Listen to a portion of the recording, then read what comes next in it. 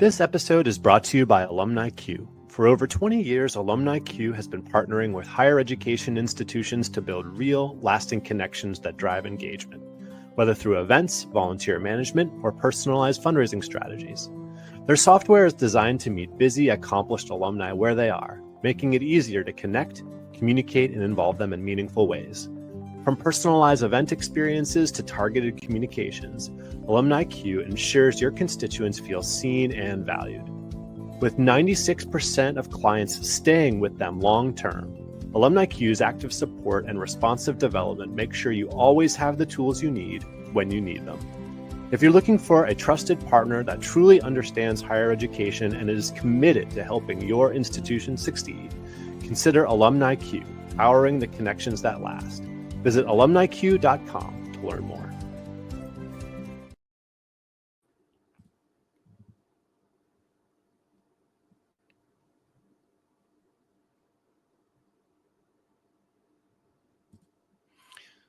Welcome, listeners around the globe. Thank you for tuning in to Alumless World for the 21st of February, 2025. Today's show is the Activating Alumni Ambassadors Edition. On Alumless World, we talk about constituent engagement strategies and education advancement from a global perspective. And we try to take a broader view of advancement and how colleges, universities, international schools, and independent schools are working to build a culture of engagement and philanthropy. I'm joined by my fantastic Alumless World co-host, Nicole Kempton. Nicole, what's going on? Hey, Ryan. How are you? Welcome back. Episode 3. Yeah, can't believe it. We're on a roll. You're tuned up for some vacation coming up next week, right? I am. I'm heading to Morocco, which I'm really excited about. It was a trip that we had planned for spring break of 2020, and we all know what happened in March of 2020. And so we finally got it back on the holiday agenda, and I'm really excited. So, yeah. I feel like you told me you were going to be like completely out of pocket, like wandering the desert, right? I mean, yeah, I think some people's idea of a holiday and my idea of a holiday are sometimes in conflict with one another. So I'm not so much of a lay on the beach kind of person. You and I would not do well vacationing together. I am definitely a lay by the pool with a cocktail type of person. But well, Nicole and I are both consultants with Chris Marshall Advancement Consulting. We work with educational institutions and nonprofits to build and sustain engagement strategies for their alumni and donors. And of course, that's been a big focus here on Alumless and Alumless World. Yeah, and we publish a new episode of Alumless World every other Friday at 11:30 a.m. GMT. And similar to Alumless, which is the original CMAC podcast, we're going to broadcast a 30-minute show on LinkedIn and YouTube, and then an additional 30-minute bonus segment, which is available on the Alumless World podcast feed. And if you're listening to us by podcast, we really appreciate you adding us to your feed. And if you feel up to it, writing a little review, because that helps us out so much. And we also invite you to follow Chris Marshall Advancement Consulting, or CMAC, on LinkedIn, because we publish a lot of great content there and a lot of job opportunities that we hear through the grapevine, and we market future Alumless episodes there as well. So, and I just want to thank our sponsors before we get into the show. Thanks to Steve Rittler and the team at Alumni Q for being our Alumless World presenting sponsor this week. Awesome. Well, on today's show, I am thrilled to introduce Fadi Ghosn and Loreen Bahour from the RCSI Medical University of Bahrain. Loreen is the Alumni Relations Team Lead, and Fadi is the head of the Department for Recognition, Careers, and Alumni. We'll bring them out from the green room right now. There they are. Hey, guys. How's it going? Hey, Ryan. How are you? Thank you, Loreen. Hey, Ryan. Hi. Hi, how are you, Ryan? Hi, Nicole. How are you? Hi. Welcome. Thank you. Thank you for joining us. Fadi, I thought maybe you could just get us started, just sharing a little bit for those who are not familiar with RCSI Medical University of Bahrain. Maybe you could start by sharing a little bit, of course, about you, but also about the institution itself. Absolutely, Ryan, and thank you very much for this opportunity and for hosting us.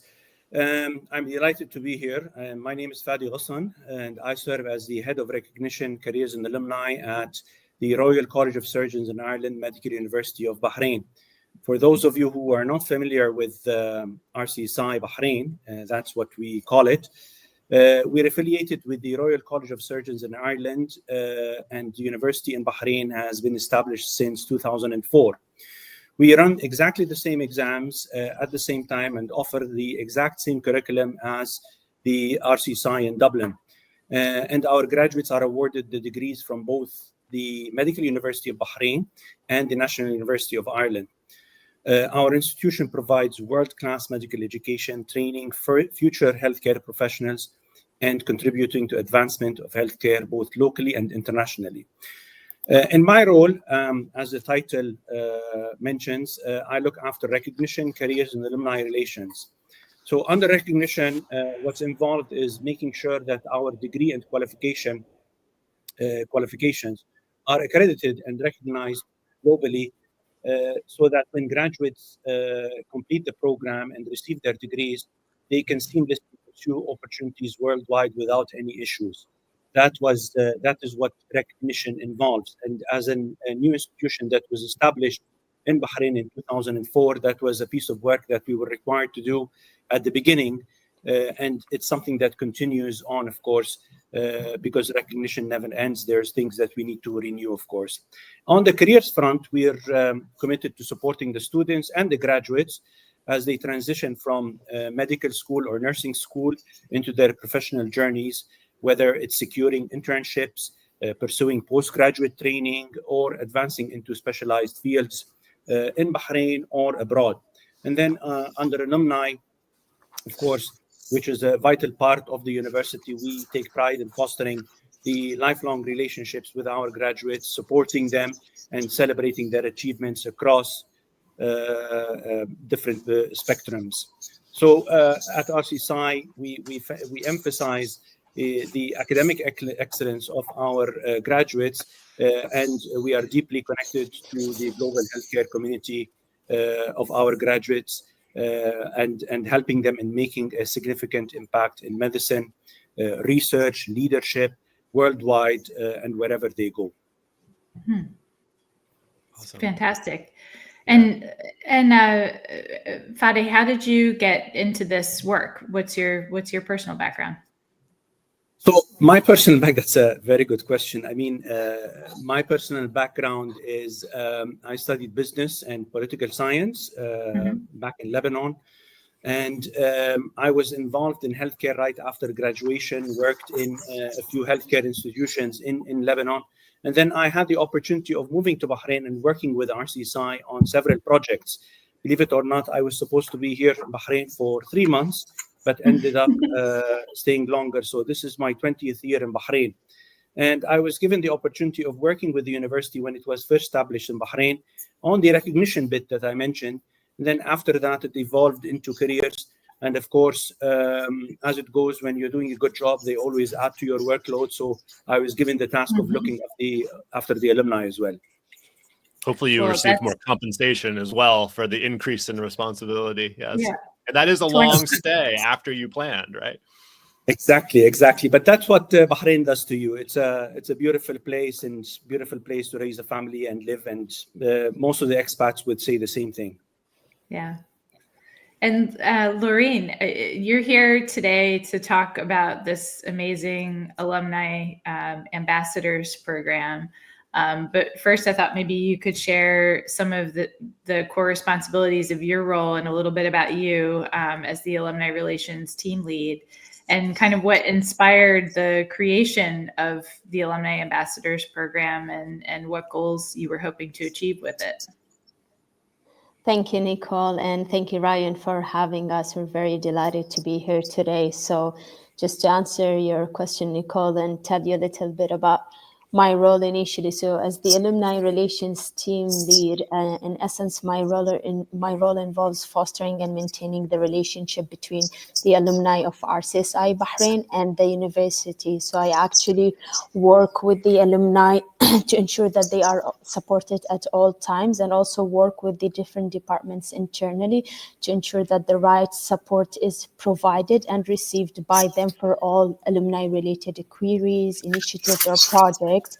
And all of this works together very well for the ultimate goal, which is maintaining and, building on alumni engagement for our department. In terms of myself and my background, my background is based on, as well, I did biotechnology and business. So it's a mix of a little bit of science and a little bit of business. And my story is a bit different than Fadi, but I actually came to Bahrain because I got married, and life took me here. So that's why I'm here. Regarding the Alumni Ambassador Program, so it's a very interesting story. Almost 3 years ago, one of our star alumni, who's actually also one of our Inspiring Excellence Award winners, visited us on campus to receive his award, and we were having a casual conversation, and there were talks about establishing an alumni chapter in the UK. So we always embrace any alumni ideas or suggestions with open arms, and we try to understand the thought process behind it and try to support them as much as possible. So back then when it happened, we're like, okay, it never crossed our mind. Let's think about it. Let's see how we can set it up, the feasibility of it, and all of that. So I worked closely with that alumnus, and I also worked closely with a colleague from RCSI Dublin's office to set up a few meetings with different alumni relations and advancement offices with different universities across, I'd say, Europe, some in the UK, and there was actually one in Jordan too, just to share the experience and the lessons learned and see what they've done so that we make the best informed decision, essentially. So after several meetings, we've met, we've discussed, and then we sat down and we've assessed what was most suitable for alumni. And based on that, we came to a conclusion that an alumni ambassador program is the best way to go about it, rather than just an alumni chapter or so. And that's how the idea came about. In terms of the goals of the program is actually established with 5 main goals. And to state them, the first one is to establish a wider and localized network of engagement with our alumni locally and internationally. The second goal is to allow the alumni to give back to the university and reward them in return for their involvement, for their engagement, and so. And then for goal number 3, it's obviously building a good and sustainable relationship through networking and relationships with hospitals and practitioners, because as Fadi mentioned, our alumni are basically nursing graduates or medical graduates. So we focus on healthcare mostly. Goal number 4 would be encouraging a stronger culture of knowledge transfer. And then lastly, also helping to develop and enhance the leadership skills of our alumni through this program, and in alignment with the 3 strategic pillars of RCSI Bahrain. Fantastic. That was great. Yeah, Nicole, I think that. ambassador programs are some of my most favorite alumni engagement programs. That come in all different shapes and sizes. And I guess, if you wanted to sort of share your thoughts on a couple of the key elements that make for great ambassador programs. Well, I feel like I'm taking notes on what Loreen said, because I think, that was a pretty great breakdown of what they entail. But when I was thinking about this question, I think about 3 things, really. One is clarity around why you're doing it, right? So really important to start with why. Is there an institutional need that's driving the creation of the program? And being super clear about that. And 2, I think, is clarity around the role itself. What are you asking people to do?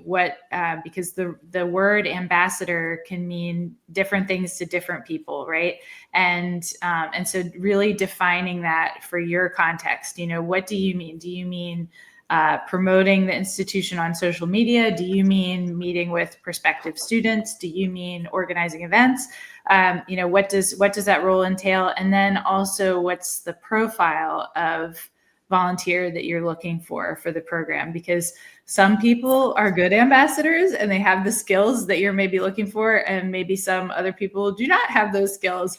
And if they're representing your institution in a kind of official capacity or semi-official capacity, you want them to be the best that they can be. And then the third big thing, I think, is stewardship and recognition.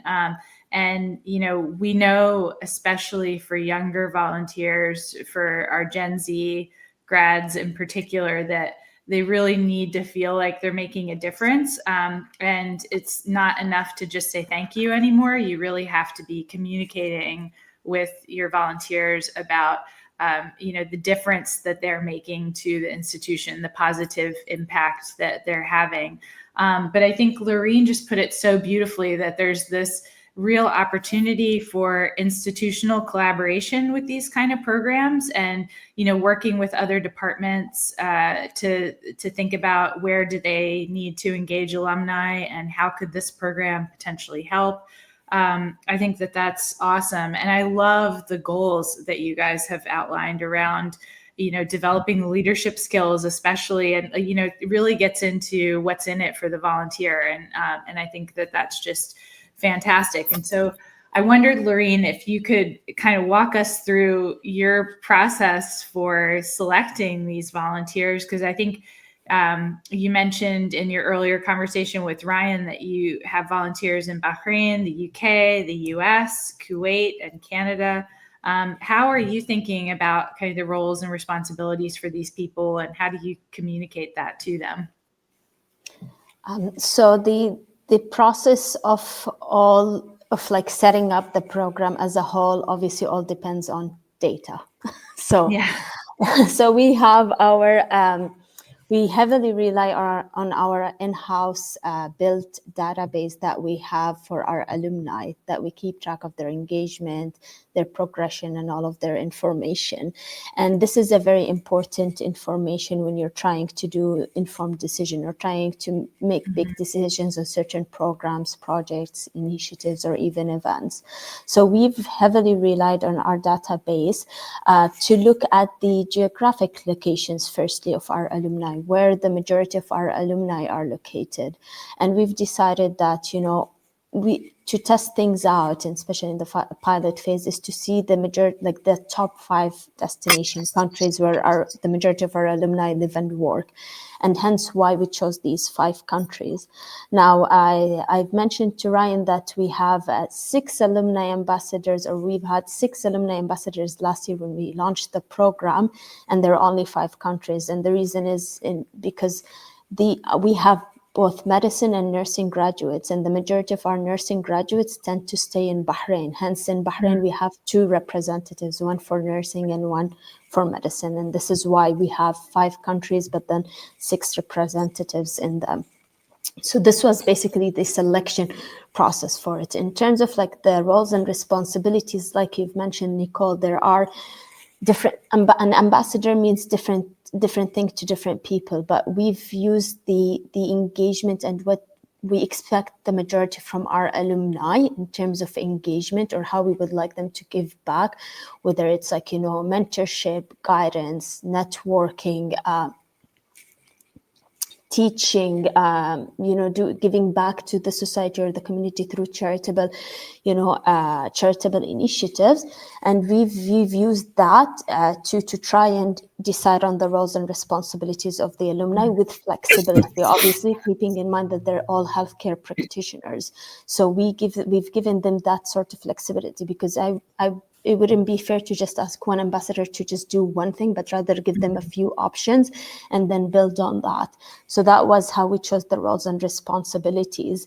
And then in terms of selecting the ambassadors, like you said, you need star people, or you need people that are suited for these roles. So again, our database and the engagement of the alumni is what helped us to choose our alumni ambassadors based on their engagement, and through the various engagement reports that we produce. We've used those to analyze the data and the different countries, score the different alumni, to see who are the top people in the different countries, and then make a selection based on that, and then have 1 or 2 alumni as backup in case somebody cannot participate for certain reasons. Mm-hmm. Yeah. Yeah, that's great. That's a wonderful way to guide a program forward. You sound very deliberate with your decision making, but Fadi, I would imagine there are a number of challenges associated with building an ambassador program, but more broadly, sort of thinking about engaging alumni that live across multiple countries as well as there domestically in Bahrain. Could you talk a little bit about some of the challenges that you all face there? Obviously, you have the RCSI. When you say it, are you saying RCSI or RCSI? I couldn't quite catch it. It's RCSI, yes. Okay.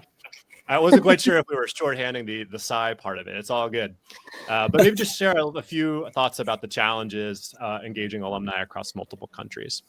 Absolutely, Ryan. So, I mean, engaging alumni across multiple countries is definitely a challenging task, but it's a rewarding one, especially given the diverse career paths and geographic spread of our graduates. We have exactly 3,318 graduates since 2010, which was the first graduating class. And of the 3,318, they're working in 39 different countries. So the alumni community is truly global, with graduates practicing medicine and nursing and pursuing further education and contributing to healthcare systems worldwide, all over the world. I mean, you name it, from North America to Australia and New Zealand. We've got graduates, which we are very proud of. I mean, I would say one of the biggest challenges we face is, of course, and I'm sure other institutions face, is the geographical distance and the time zone differences. Mm-hmm. I mean, unlike a traditional alumni network concentrated in one country, our graduates are spread across, I mean, as I said, Middle East, North America, beyond, all over the place. This makes, of course, organizing events and maintaining connections and fostering that sense of community with our graduates a bit more complex. To address this, of course, we've taken a few approaches. One, of course, is maybe sometimes deciding to do virtual events if we need to, or webinars and meetings, and using social media and to keep our alumni engaged. And one of the things that we've used heavily and has been working very nicely for us is a platform, of course, you're all aware of, and WhatsApp, for example. We have almost 2/3 of our graduates registered on the WhatsApp groups that we have for medicine, nursing, and postgraduate studies. And it's been working amazingly for us in sharing information with our graduates and keeping them engaged and making sure they stay up to date with all the information and news about the university. And of course, we use the newsletter and LinkedIn and so on. As Loreen mentioned before, the portal that we use, or the database we use, which is built in-house, is a very good database. And I can safely say that around 95% of our information on where our graduates are and their contacts and stuff like that is up to date and very clean. So I'm very proud of that. I mean, another challenge is, of course, keeping them engaged beyond their student years. I mean, many graduates are focused on their demanding careers, and staying connected with their alma mater or university is not priority. To tackle this, I mean, we try to tailor the sort of engagement we have with them, the mentorship programs, the alumni talks, which we call alumni talks, is basically guiding students in coming back to the university to talk to the students about their careers and how they succeeded in their careers. And of course, the regional and international alumni gatherings and events that we invest in heavily, which seem to be working for us. So I think these are things that work very well for us. And just to mention, Ryan, Nicole, the way the office is set up at RCSI Bahrain is a fantastic idea, in that having careers and alumni together in one office is brilliant. And that offers the opportunity of us knowing the students while they're students, of course, through their medical career or nursing career in medical school or nursing school. And then after they graduate, it's not like they're meeting new people. They already know us. So they're always happy to support and give back to the university and contribute back to the university. So, I mean, fostering that strong sense of belonging is essential, of course. And I mean, even though our graduates are physically distant, we always emphasize that they're always part of the university, and they will always be part of the university. And we always like to celebrate their achievements and highlight their stories in our newsletters and events and in the awards that we give them and stuff like that. So we try to approach the way we deal with this in keeping it flexible and innovate and making meaningful connections with our graduates. Fadi, I have to ask you before we move on, because my ears just pricked when you said that A, you like your database, and B, that you have 95% clean data. And before we move on to anything else, I got to know, how did you do that? Like how, because I think that's something that I can guarantee you everyone listening to this show today struggles with the accuracy of their data. So I'd love to hear what you guys are doing. It's a trade secret, Nicole. I can't tell you. No, I'm just kidding. I mean, we because of course we were established in 2004, and we're, I mean, relatively young compared to other institutions, especially RCSI in Dublin, who has more than 250 years of history. We decided right at the beginning that it's important that we maintain this information. And again, the relationship between careers and alumni made it very easy for us. So we decided that before the students leave the university and graduate, we do sort of a survey and ask them about their destinations and where they're going, and personal contacts and information like that. And then in addition to that, of course, it's not enough to maintain the information like that, because it keeps changing and they keep moving around. Mm-hmm. So we have an understanding with all departments in the university that any requests that they get from any of the graduates, regardless whether it's for a letter to be signed, a form to be filled out, because with medicine and nursing graduates, they always need stuff from the university to help them with their careers later on. So we say that they always need to come back through the Careers and Alumni Office to get that done. And that would be an opportunity for us to always ask them where they are, what they're doing, and how they're doing, and update their information in our database. So just a few clever ways of making sure that we maintain that information and keep it up to date. And it seems to be working very well for us, to be honest. And of course, the events and networking events that we have with them, we try to update our data that way as well. Yeah, that's fantastic. I think, again, I'm taking notes. So, I think that's something that like I said, a lot of people struggle with that, right? And those are some great ways of getting around that data issue, especially with such a globally dispersed alumni population. And so I want to jump back to the ambassadors program. Loreen, what's the key way, how does this program strengthen the relationship between RCSI Bahrain and the alumni community? Like in your mind, what's the value of this program? So to answer that question, I would say the relationship and is built between the alumni and the university, basically through the roles and responsibilities that are assigned to the Alumni Ambassadors program. Because as we've mentioned before, or we've discussed, we ask them to do various things with flexibility. So just to elaborate on that, some of the expectations that we have for them is to act as mentors or provide guidance through, for example, the one way is the alumni talks that Fadi spoke about them. Sometimes we connect the alumni with the students to help guide them through their career path and to give them further mentorship advice and tips and tricks that may help them when applying to various countries or various programs.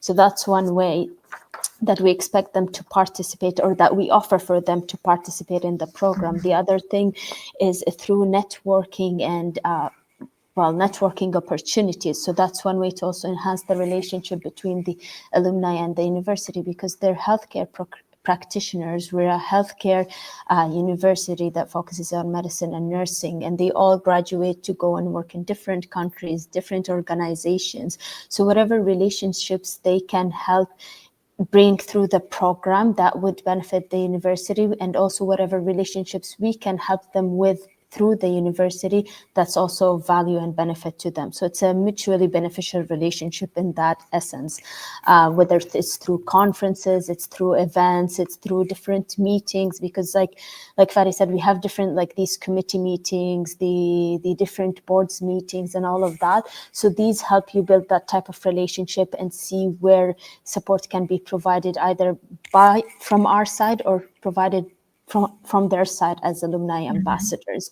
The other thing that we also ask them for their support with their events and recruitment support. So like traveling on together with the recruitment team to give presentations, talk about their experiences, and help guide the prospective students to the university, which also that's part of helping the building that strong bond with the university and the graduates, and helping with the prospective students. For our events specifically, they're very helpful because, for example, like we told you, Ryan, we had an event in New York last year. So our alumni ambassador who was in the US helped us, make informed decisions about the venue, the date, the location. He was there to help us with, if we needed help with the setup on the day of the event, with the program, with emceeing, stuff like that. So we do give them that sort of flexibility. We obviously don't expect them to do all of these roles and responsibilities, but they're all there as expectations and they're free to pick and choose. And then obviously lastly is with content creation, which is a big thing for our social media platforms, for our alumni newsletter, for the annual alumni magazine that we usually work together with RCSI Dublin on. They help us create that content, or even help us engage with other alumni who have not been engaged before or who have not been engaged in a long time, to share important stories or updates that can be used for our content. So that's how the relationship gets stronger and that bond gets built. And I think just by explaining all of that, you can see the value for the university, but also for the alumni ambassadors, and through them for the entire alumni network, not just the ambassadors themselves. Yeah, absolutely. Awesome. Wonderful. Well, we have bumped up against our time for our broadcast on LinkedIn and YouTube. But if you're listening to us on the podcast edition, we are going to take a quick break. And we are going to be back with our bonus segment with Fadi and Loreen from RCSI Medical University of Bahrain. But before we leave, Nicole, maybe you could tease our next guest who's on Alumless World in 2 weeks. Yeah, we're going to be talking with Joe Gardner, who is the Director of Alumni Engagement at Imperial College London. And so we'll be having a really interesting conversation with Joe, including the ways in which she's getting alumni involved in institutional priorities. So looking forward to that. Yeah, that's going to be a good one. Okay, we're going to take a quick break and we'll be back. And if you're listening to us on LinkedIn or YouTube, thank you so much. Pick up the podcast and follow us on LinkedIn on the CMAC page. All right, we'll be back. Okay.